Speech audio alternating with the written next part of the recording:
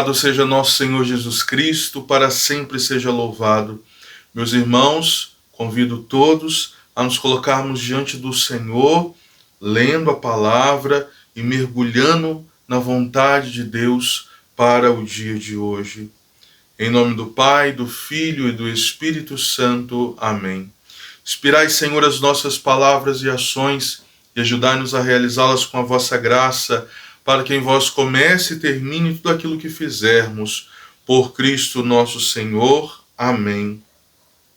O evangelho que hoje a igreja nos propõe está em São Lucas, no capítulo 11, a partir do versículo 29.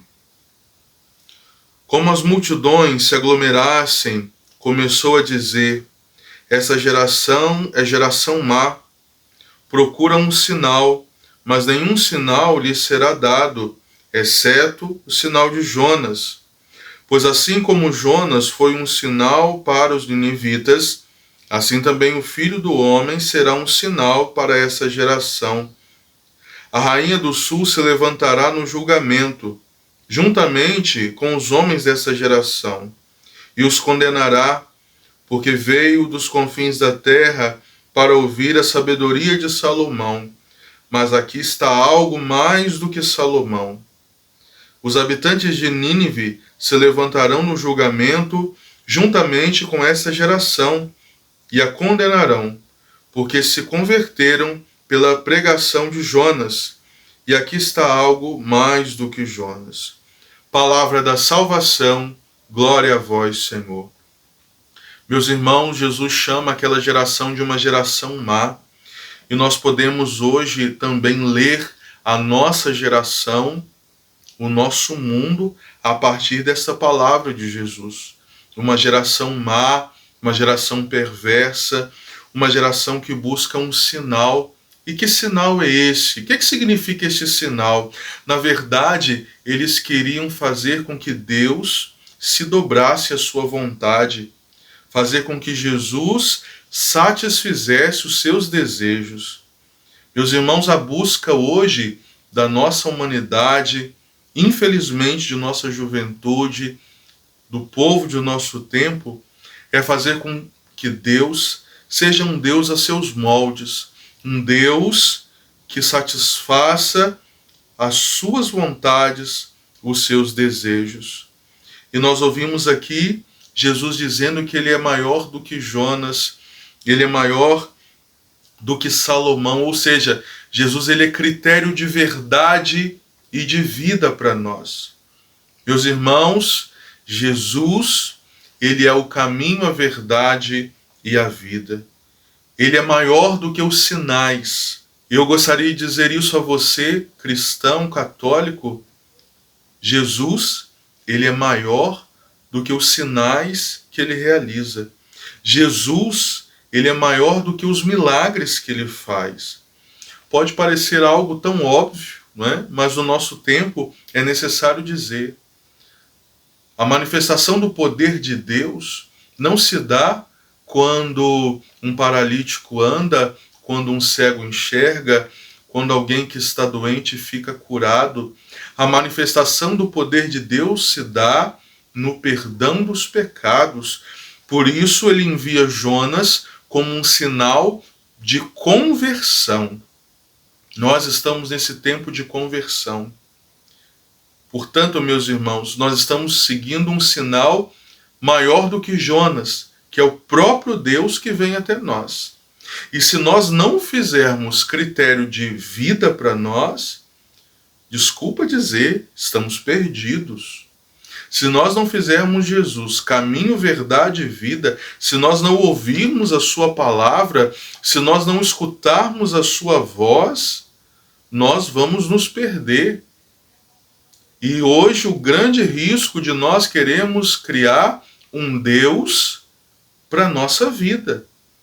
Criarmos um Deus que satisfaça os nossos desejos. Assim como aquela geração, que era uma geração má, por quê? Porque não queria conversão, queria milagre, queria bênção, queria graça, queria favor, mas não queria conversão. E nós ouvimos que Nínive se converteu pela pregação de Jonas. Então, meus irmãos, precisamos, na verdade, não é de milagres. Precisamos, na verdade, não é de bênçãos temporais. Precisamos, antes de tudo, de conversão. Então, que nesse tempo quaresmal haja em minha e em sua vida conversão. E a graça de Deus será assim abundante. A graça de Deus será grandiosa. A graça de Deus foi abundante e grandiosa em Nínive, porque ouviram a pregação de Jonas.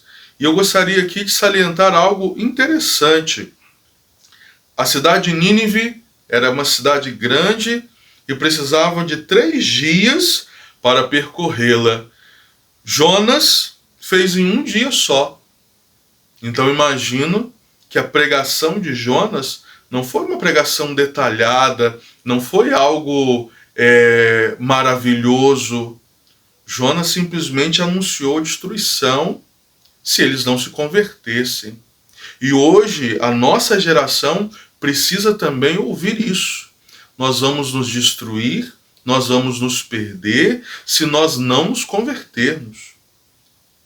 Eu como padre, você como irmão, leigo, fiel, leigo, católico, precisa de conversão. Precisamos de conversão. Senão, faremos parte dessa geração má, dessa geração que quer um Deus do seu jeito, que quer dominar Deus.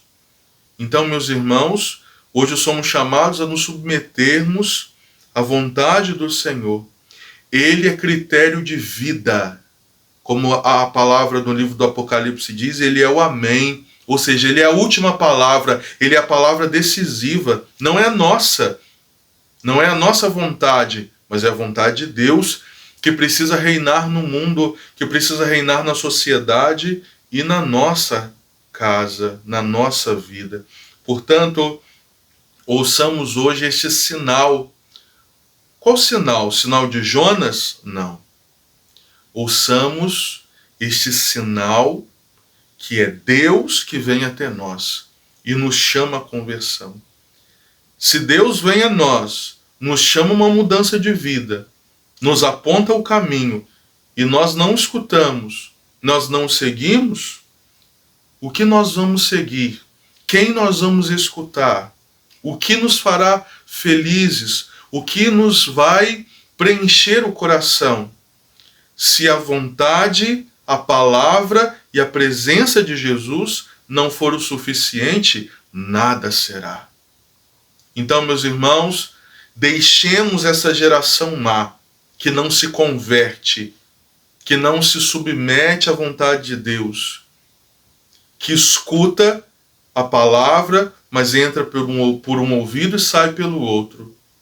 Ouçamos hoje a voz de Deus, que nos chama à conversão, a uma mudança séria de vida, a uma decisão, tomada de atitude.